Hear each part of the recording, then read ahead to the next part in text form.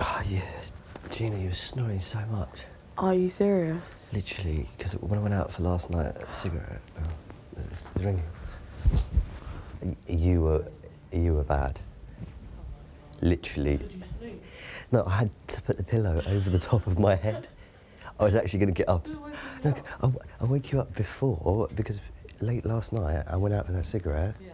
Because they said, oh, make sure Gina wakes up, otherwise she might be angry. Yeah. So I woke you up and you were just basically just like... so but then I couldn't even sleep until really late. Because it was the position you were in, because you got on your face. Yeah, it was like... I was on my face, I never sleep. I must have been so drunk. I've never slept. How did you even get so battered? I wasn't that battered. I'm a lightweight. I am such a lightweight, it's unbelievable.